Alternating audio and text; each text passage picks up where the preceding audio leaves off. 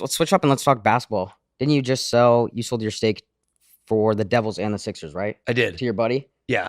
And you couldn't do it. Is that because of the sports book?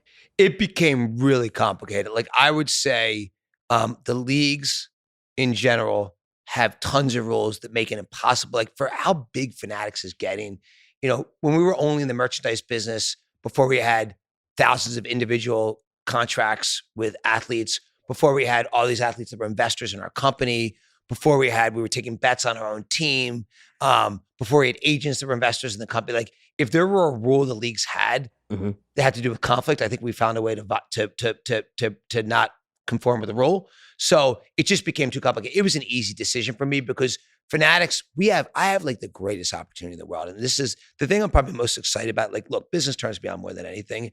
And like to wake up every day and know, have an opportunity to build one of the most amazing companies in the world and work with tens of thousands of amazing people that have a mission to like, build a great, experience for sports fans and, keep getting better and better, which we have so much work to do.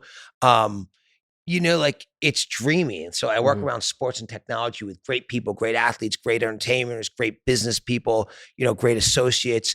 And so the Sixers became in the way of that. And so as soon as it was really in the way and it was inhibiting Fanatics, I was like, okay, I got to move on. Well, that's what I'm curious about. Like how, since you have Fanatics and you're so focused on that, how involved were you actually as an owner of the Sixers? I was pretty involved. And I'm still like, look, to be honest, and everyone knows this, it's a small world. I'm still pretty involved. I mean, first off, Joe and James are brothers to me. I mean, I love those guys and, they're family to me.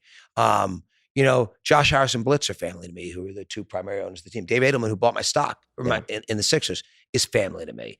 The Sixers are family. It's, Fanatics makes you agnostic to sports. You almost like become numb to outcomes.